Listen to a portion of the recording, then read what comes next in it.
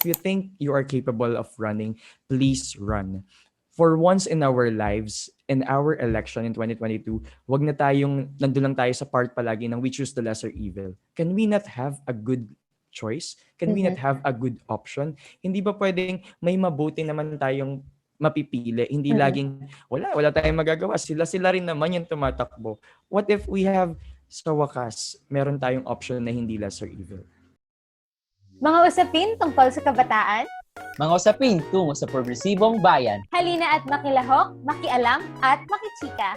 Student Council Alliance of the Philippines presents Usap Tayo, Tayo, the the podcast. podcast. Ako si Yani, ang inyong next door Marcy na nagpapaalalang magparehistro at bumoto ng may puso at matalino. And I am Sid, ang inyong moral dream work from Lanao na nagsasabing kalusugang pangkaisipan ay pakatandaan, mental health stigma ay labanan. Tara, Tara, usap tayo. usap tayo.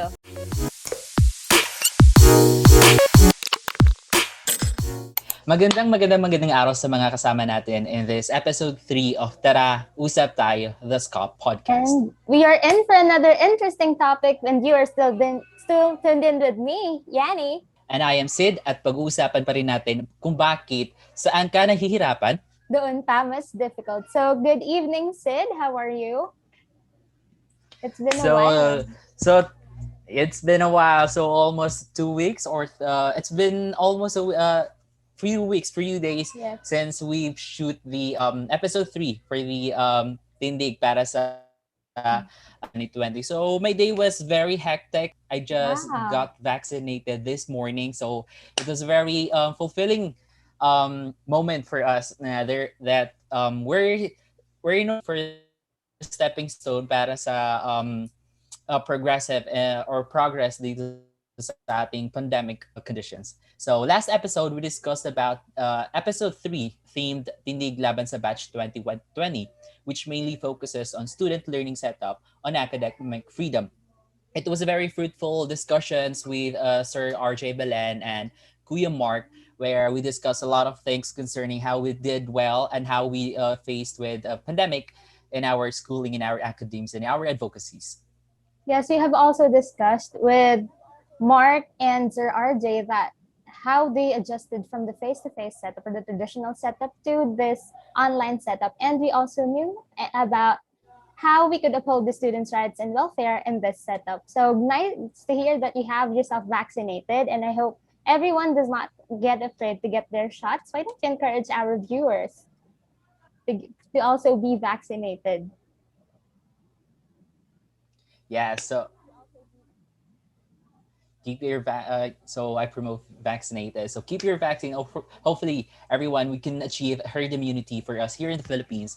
Although it may be hard, but with our continual support to our advocacies and to the health of everyone, hopefully we can get through this crisis. Okay, and with that, today we are going to talk about a very, very, very interesting topic, something na malapit sa puso ko. Since the topic is very, very interesting, we are also going to have a very, very interesting speakers who will greatly contribute to the enlightenment of our audience. Okay, and yes, today's topic is entitled Sa Batch po Namin, and we are going to talk about student leadership and the role of the youth in the 2022 election. And with that, Yani, I now have the honor to present our first speaker in this fourth episode of USCAP Tayo podcast. So, our first episode for first speaker, he is a co-founder and lead convener at Sulong Binangonan, Young Southeast Asian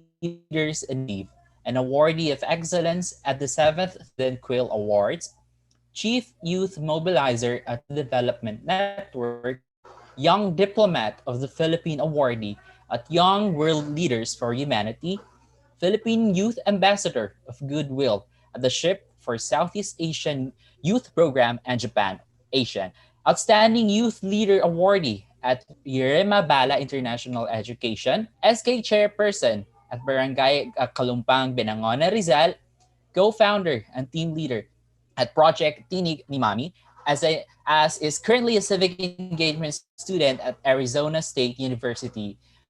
For our viewers and for our listeners, help me welcome John Carlo, Borja. So good evening and good day, sir. How was your day? How's your week po in this Hello pandemic, sir? everyone. Thank you Sid Good for evening that. po. Evening sa lahat ng ating nanonood and listener. Today it's Monday and super drained ako because I tried watching the entire sauna. So I was drained really. So kailangan i-refuel yung energy for tonight. Ayan. So now for the second speaker, my partner is going to introduce her.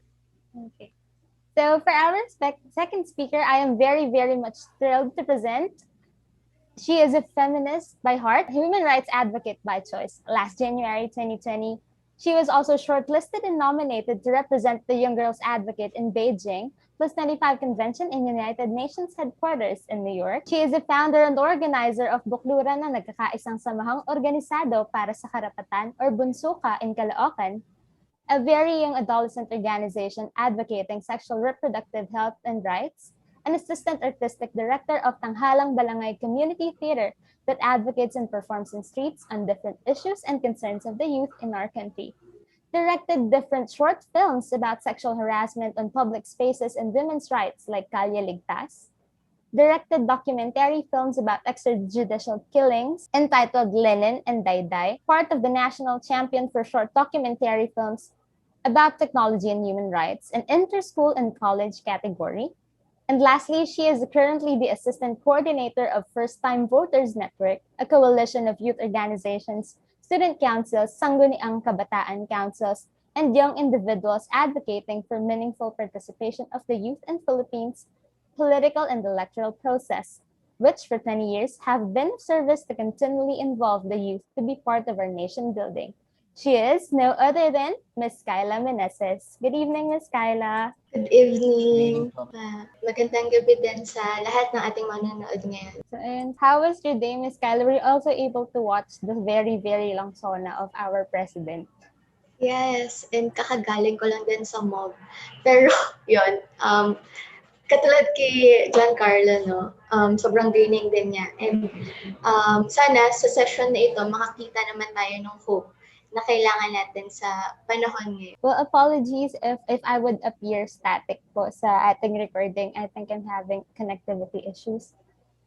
But nonetheless, we now proceed. For our podcast session, podcast proper, let us not take any longer. So let us begin our the main focus of this podcast. So I'm gonna ask you our guest speakers questions, and anyone could answer, or you can throw your opinions, your what can you say about it, or anything else that you want to say about it, or the question or your answer. So partner, start na tayo, no? So for our Go ahead, first Sid. question is, yes, so how would you define student leadership, and what do you think are the roles that student leaders play?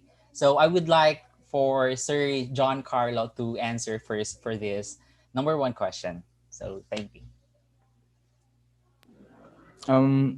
I think there's no definite definition talaga of what student leadership is all about because it's actually different based on what context we are talking about. But for me, student leadership is a matter of not just doing programs for the studentry, but actually more of really representing the students and fighting for the students' rights and influencing them to join this collective action of standing up for what is beneficial for all of them. Um, the roles that student leaders play, I think it's very big. I've been part of student leadership since I was in elementary until college. I was part of the student council, and one thing that I've seen is that when students experience injustice inside a university or a college, and the student council and the student leaders in that certain school do not have that kind of integrity to stand and fight for what is right and just for them, these injustices will just remain a natural cycle in the university.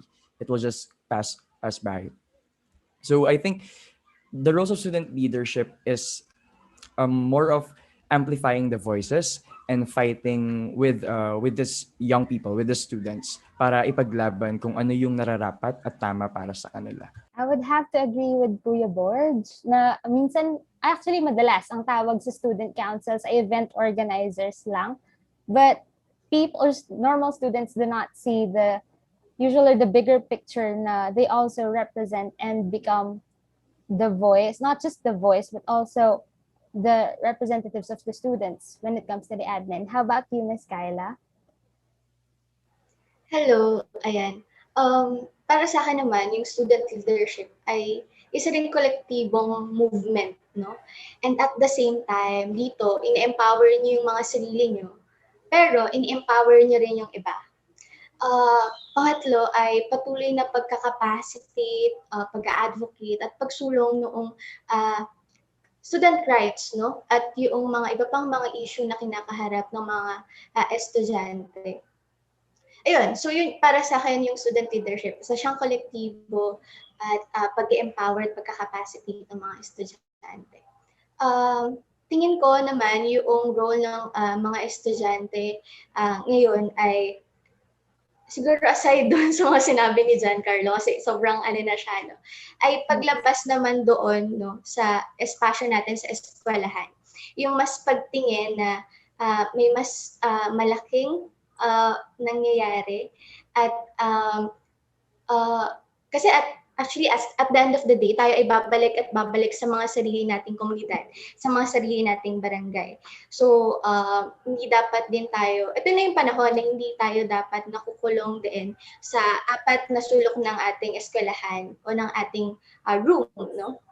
Patuloy na mag-advocate, no, na not just student rights but also human rights. Mm-hmm. Yeah, so thank you. So I would just agree with that statement na to empower ourselves and others, especially doon sa opportunity to open ourselves with what is really happening sa mga komunidad natin, being so that we are pursuing education, we are pursuing our careers and our advocacies at school to be given to the community that we are about to serve or we are about to serve in the future.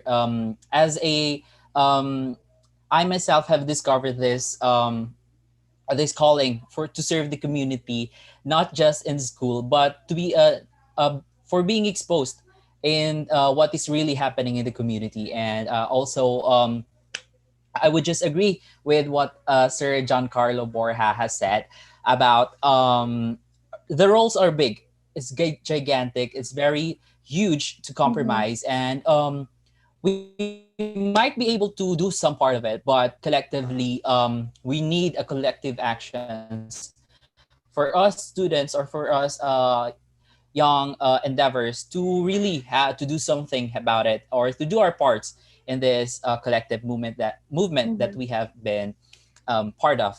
And there is a need or for it to be experienced lastly lang is like yung integrity, the need for integrity and the actions. So yun lang. Well, it is one of my principles that leadership is not just bounded by the parameters of a classroom, of a room, nor bounded by the organization. It goes beyond those things, and it must be a way of life. I believe that leadership is a way of life and should be done not just because we have a position, but also to reflect in your actions as well. Now, with that being said, it also piqued my interest that aside from student leadership becoming so interesting, it still does seem intimidating to others. So why do you think is that? Why do you think student leadership is appealing to some and seem intimidating to others? Sige, ako na una. Sige pa. The question is really hard. It got me thinking like, how, okay. Student leadership is actually appealing to others because I think for the best reason, you have the perks and privileges of many things when you become a student leader or when you join a student council, when you organize programs, you're there.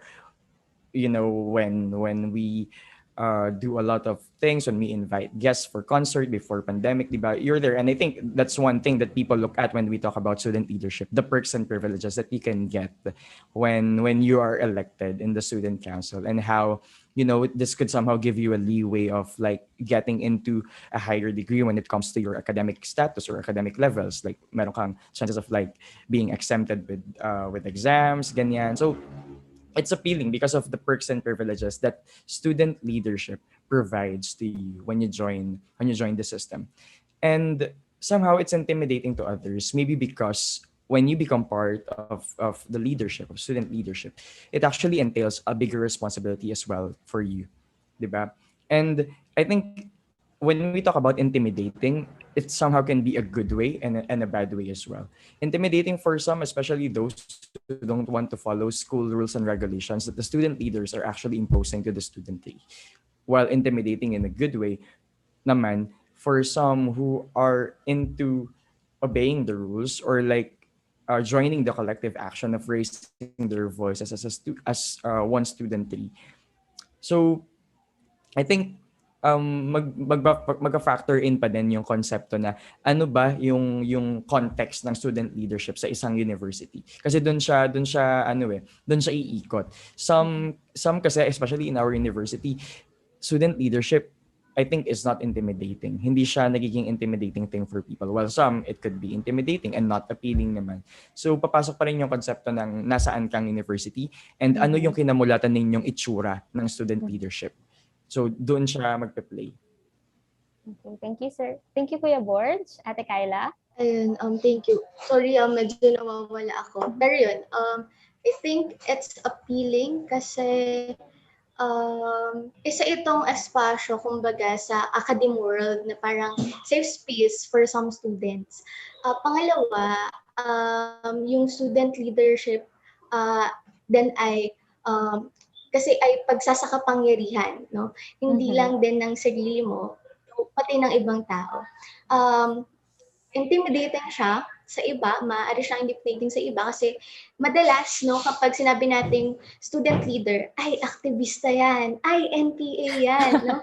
Pero, so, yun Actually, agad yun ang yan. notion. Pag tiga Yun ang UP notion. yan, nagrarally yan. Pag Mm-mm. tiga UP yan, ay, aktivista yan. Pero, in a sense, diba, hindi dapat ganun yung pananaw. Kasi, well, activism is an art kasi, di ba?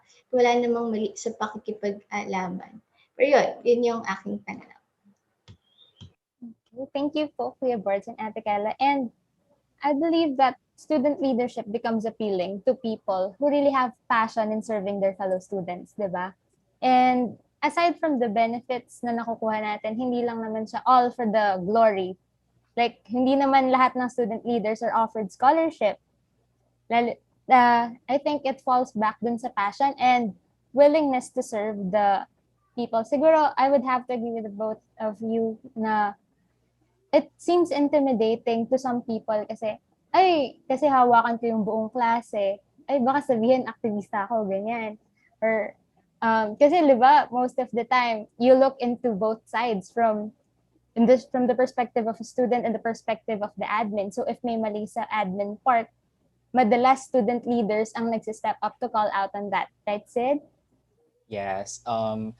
This concept of how is it intimidating or how is it perceived by other students, for me it's a double edge. The choice whether it's in the youth student government is it's a double edged sword, whether it depends on how you perceive, on how will you it. For example, yung na-observe mo na student government in your own universities, or for example student government, it's on the choice of the person. It's on the choice of the person whether he's going to use that as a weapon or as a thing to develop his own character or style of leadership.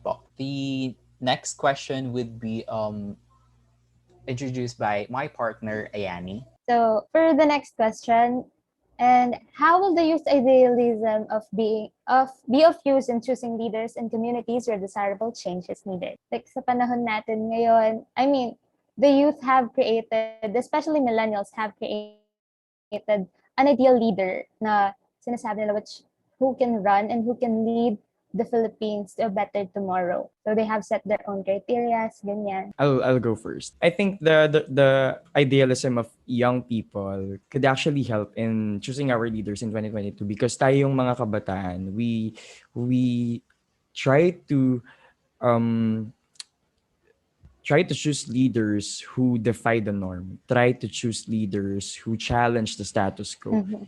We try to look for leaders who will not just stick with what traditional politics is all about, but will actually innovate in providing both science-based and data-driven governance to people. And I think the concept when we Mhm. talk about millennials and Generation Z na idealism in choosing our leaders is we are setting the bar high with same with Mhm. with how we do it with student leadership. Kasi alam mo yun, it's really ironic that when we choose leaders in the school, we really focus on issue-based discussions. Namimili tayo ng leaders based on their competencies. Kapag sa school, kapag wala kang credentials, kapag wala kang leadership backgrounds, tapon ka, hindi ka pwedeng tumakbo. Because the student leadership, the student council is not a training ground for you to Mhm. lead. Diba? Well, in fact, it doesn't happen that way in our communities. It's actually the other way around. Sa barangay, pwede kang tumakbo kahit wala kang leadership history. Sa barangay, pwede kang tumakbo kahit nga even hindi ka familiar with the mandates of being barangay officials. The idealism of young people that we put into student leadership is the same idealism that we could put when we choose our leaders in the 2022 elections. Leaders that are innovative, leaders that stand up for what is right and just, and leaders who are empathic to the feelings of the people that they are, leading. Okay, thank you, Kuya Borge. Ate Kayla. Hello. I think yung mga kabataan kasi ngayon ay critical. So marami sa atin yung mulat na doon sa nangyayari sa ating komunidad. Maaring personal nating na-experience or nakikita natin, no, sa ating mga communities. Pangalawa, tayo ay bold, no?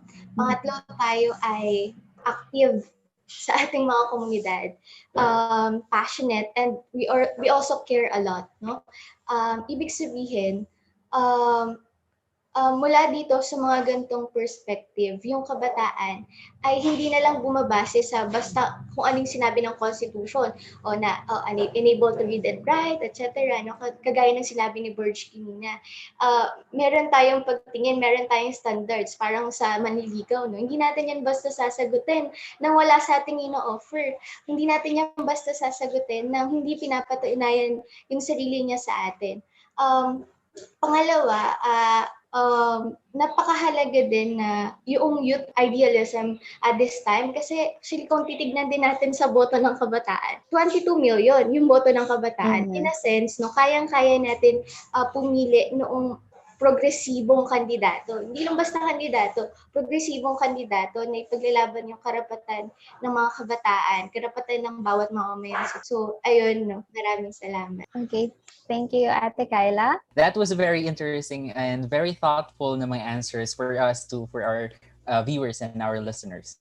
So last but not the least, our third question for everyone is, what do you think is the role of the youth in the 2020 elections and why is it vital? For us, na-mention kanina, our power, for example, 22 million. And how would our role affect the 2022 election?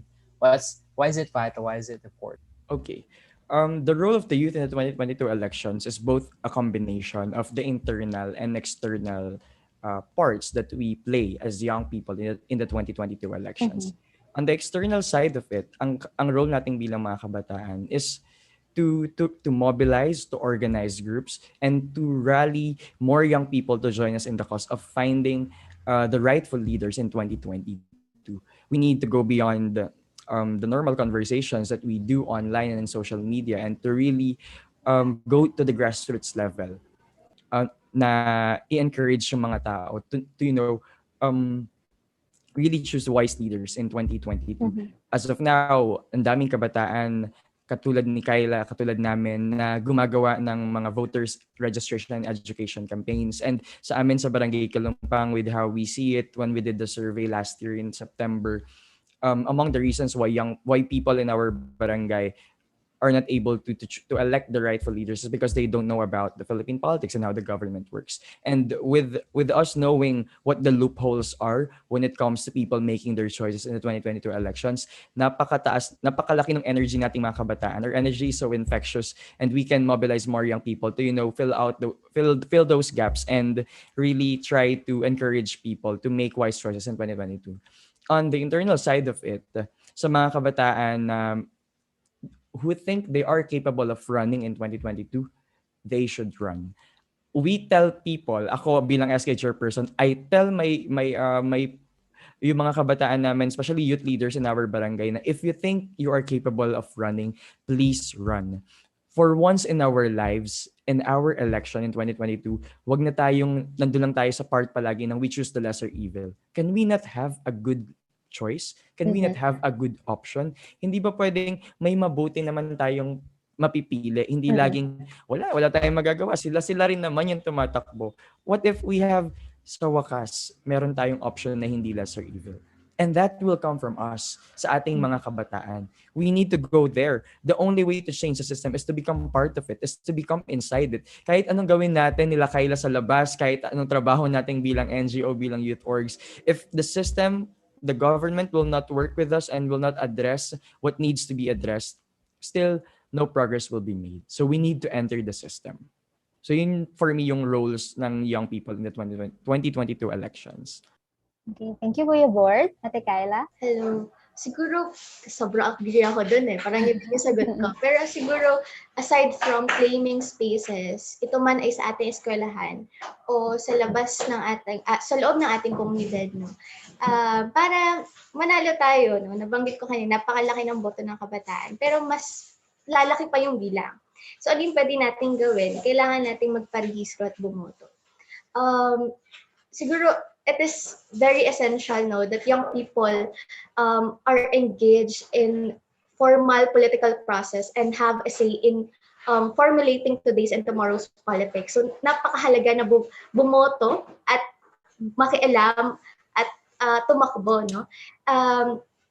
Ang pagboto actually ay hindi lamang isang fundamental and political and democratic right, no?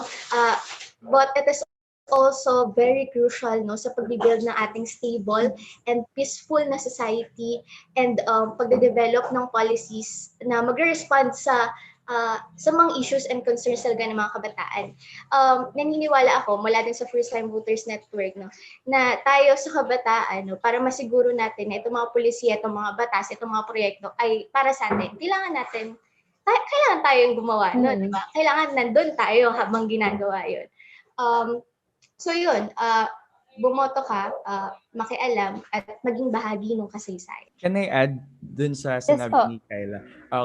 Very inspired kasi ako this weekend because I watched the Netflix series titled Bobby Kennedy for President. It's about the story of Robert Kennedy, the brother of former President John F. Kennedy. And then dun sa last part noon, he said one of his comrades said na one thing that Bobby Kennedy always say is the word idiot, it means those who are not involved in politics.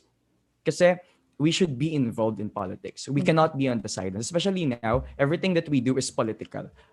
The way you commute to your work, the way you attend your online classes, everything is political.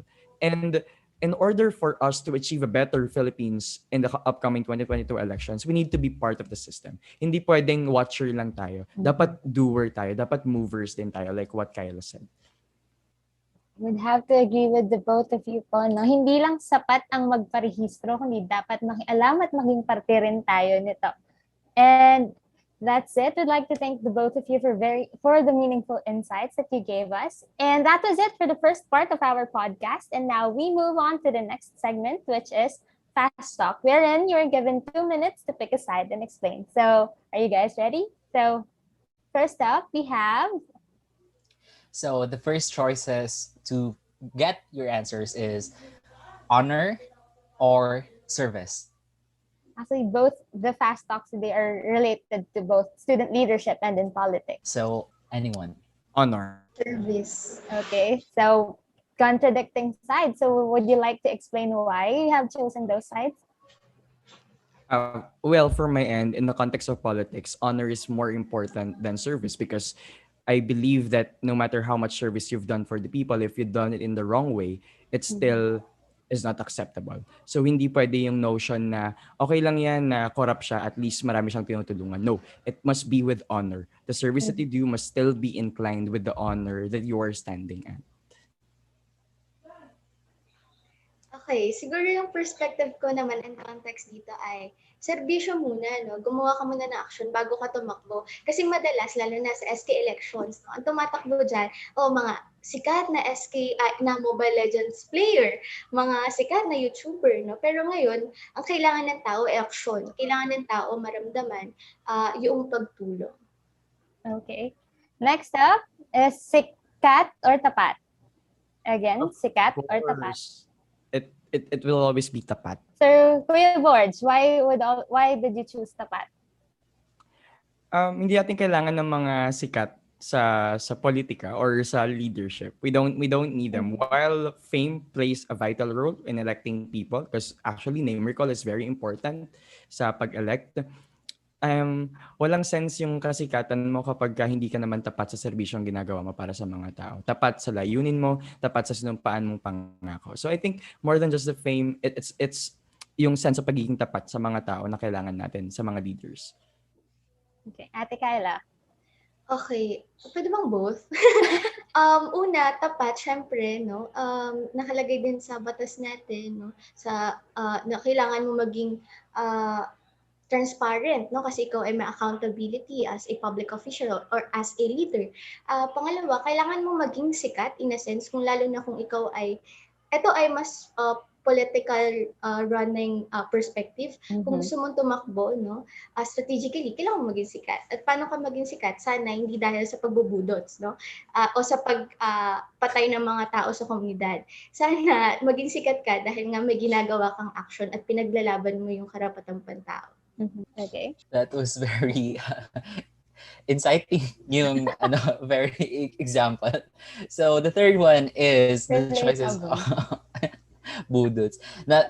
So the third choices are trapo or makabago. Well, for me, it's makabago in a good way because sometimes makabago is. So I believe it should be do things better than that when we use the more innovative way of doing it. And I think it all boils down to the principles and values of people. I still go with makabago pero in a good. Okay. Thank you, Kuya Borj. Ako, syempre, hindi pwedeng trapo, no? Syempre, makabago rin. Lalo na, pag narinig ko kasi salita makabago, it's the youth itself, no? Maraming way to actually patakbuhin yung politika. Well, hindi mo pwedeng baguhin yung sistema sa isang upuan o sa isang taon, pero little by little, pwedeng magkaroon ng pagbabago. Thank you so much. Next up, chance or power? Sorry, before I answer, hindi ko na-gets kung ano yung context ng chance in this option. Okay, Sid, would you like to explain? So the context of this is giving the chance for other candidates or other politicians to gain their insights on the government or like power or to stay in power for like family dynasties in the politics po. Yun po. Okay, gets. Akala ko in the context of running kasi that's a different thing when you're given the chance. Anyway, chance or power, I'll choose chance. I firmly believe that political dynasties should not exist.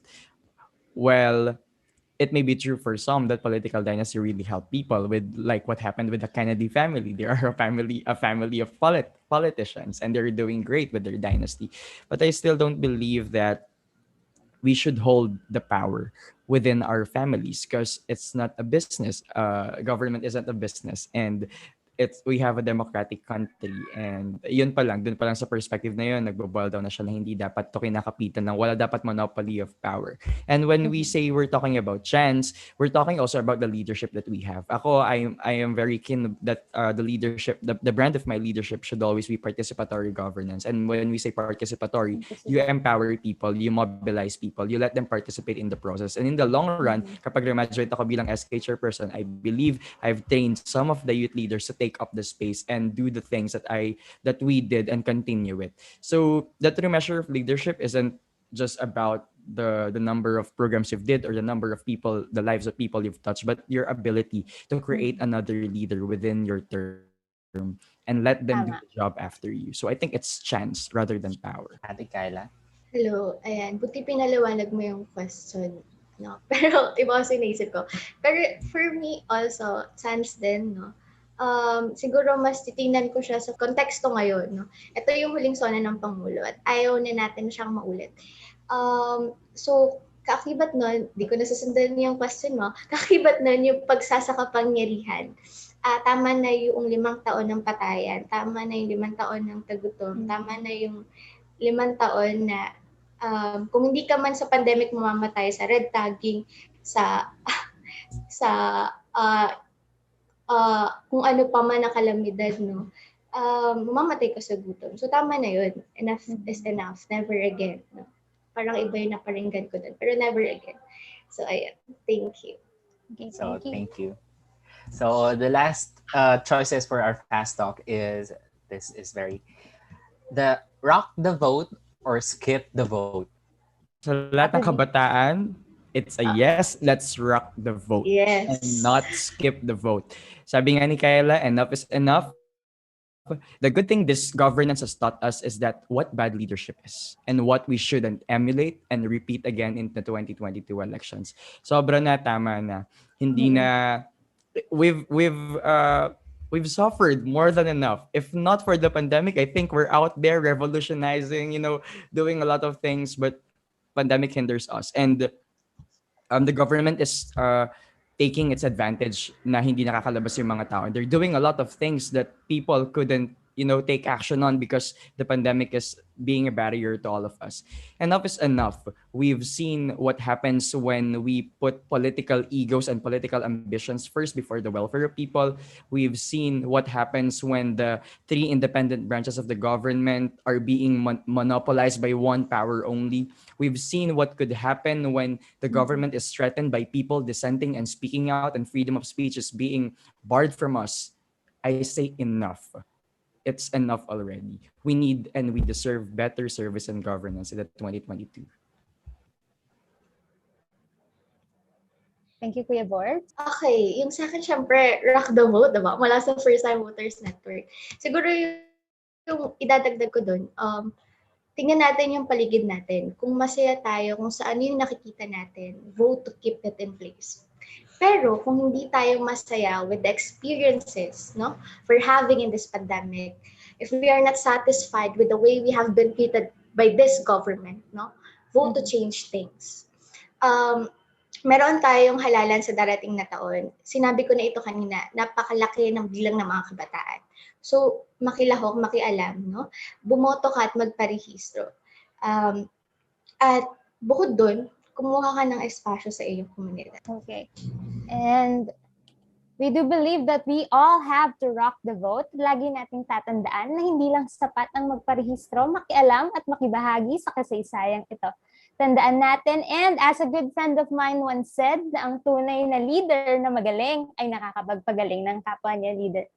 So with that, thank you very much, Kuya Borj and Ate Khylla. Now, for your final words or anything that you would like to say to our viewers before we end this episode. Parang nabanggit na namin ni Khylla lahat ng kailangan namin sabihin. But uulit-ulitin namin, we only have less than 2 months before mag-end ang registration. Go, if you haven't registered, if meron kayong kapamilya hindi pa rehistrado, you tell them to go out, wear their face mask and face shield, go to the local COMELEC office, register, and make sure that we vote wisely in 2022. Okay, Thank you. siguro, thank you, Lani. Aside siguro sa sinabi ni Borj na magparehistro, let's educate ourselves and let's educate other people as well. Hindi natatapos sa pagpaparehistro ang laban, hindi rin natatapos sa eleksyon ngayon ang laban. Hindi rin sapat na rehistrado ka nga pero hindi ka naman matalino sa iyong pagboto, no?